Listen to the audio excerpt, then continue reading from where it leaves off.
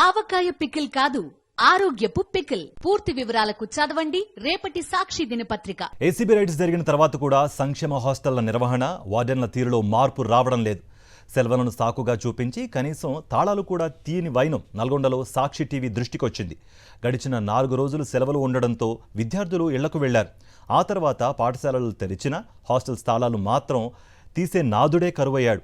కనీసం అక్కడ వార్డెన్ కాదు కదా, ఉండాల్సిన సిబ్బందికి కూడా లేని పరిస్థితి నెలకొంది. ఈ అంశానికి సంబంధించి మరింత సమాచారం మా ప్రతినిధి అశోక్ అందిస్తారు.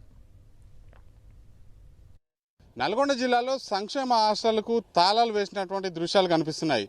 అంటే ప్రభుత్వం నిధులు కేటాయిస్తలేదా, నిధుల కొరతతోటే విద్యార్థులకు కనీసం ఇక్కడ ఉండడానికి సౌకర్యాలు కల్పించలేక తాళాలు వేస్తున్నారంటే కాదు. విద్యార్థులు ఇక్కడ వార్డెన్లు ఇక్కడ రాకపోవడం, వరుసగా సెలవులు వస్తున్నాయని చెప్పేసి సాకు చూపిస్తూ హాస్టల్స్కి తాళాలు వేసినటువంటి దృశ్యాలు ఇప్పుడు మీకు సాక్షి టీవీ ఎక్స్క్లూజివ్గా చూపిస్తుంది. నల్గొండ జిల్లా కట్టంగూరు మండల కేంద్రంలో ఉన్నటువంటి ఎస్సీ బాలుర వసతి గృహం ఇది.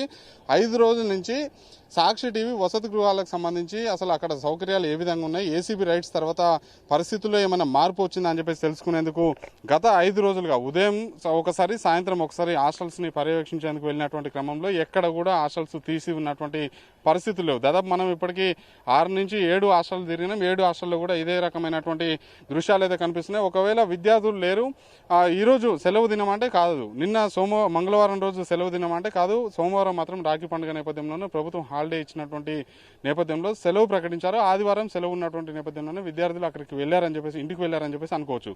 కానీ నిన్న ఏదైతే స్కూల్ నడుస్తుంది, ఈ రోజు కూడా స్కూల్కు పని దినమే కాబట్టి ఇక్కడ విద్యార్థులు ఇంటికి వెళ్ళినటువంటి విద్యార్థులు రాకపోతే కనీసం ఇక్కడ ఉండాల్సినటువంటి హాస్టల్ వార్డెన్తో పాటు వంట మనిషి, వాచ్మెన్ వీళ్ళైనా కనీసం ఉండాలి.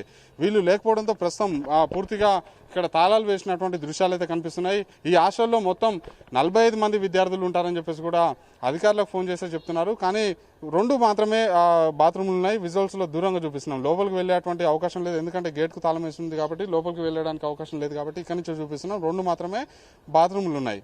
ఆ 2 బాత్రూమ్లలోనే 45 మంది విద్యార్థులు, అంటే అధికారులు చెప్తున్నటువంటి లెక్క ప్రకారం 45 మంది విద్యార్థులు కూడా కాలకృత్యాలు తీర్చుకోవాల్సినటువంటి పరిస్థితి. ఇక్కడే వంట రూమ్ ఎక్కడుందో తెలియదు, విద్యార్థులు చదువుకున్నటువంటి రూములు ఇందులో ఏవో కూడా తెలియనటువంటి పరిస్థితి. ఒక విద్యార్థి మాత్రం ఇంటి నుంచి సెలవులు ముగియడంతో ఇంటి నుంచి వచ్చినటువంటి క్రమంలోనే గేటు తీయకపోవడంతో ఈ పుస్తకం ఏదైతే ఇంటి నుంచి తీసుకొచ్చినటువంటి బట్టలతో పాటు పుస్తకాలు మాత్రం తీసుకొని స్కూల్కి వెళ్ళినట్టుంది. ఇందులో పుస్తకాలు లేవు. స్కూల్కి సంబంధించినటువంటి యూనిఫామ్, అతను వేసుకున్నటువంటి బట్టలు మాత్రం ఈ బ్యాగ్లో ఉన్నాయి. ఈ బ్యాగు ఇక్కడ గేటు మీద పైన పెట్టి వెళ్ళారు. అతను ఇంటి నుంచి తీసుకొచ్చుకున్నటువంటి ప్లేట్ కూడా ఇక్కడ బయట ఉంది. ఇందులో వంట మాస్టర్ లేడు, వాచ్మెన్ లేడు, వార్డెన్ అయితే అసలు వార్డెన్లు ఎవరు కూడా హాస్టల్లో ఉండరు.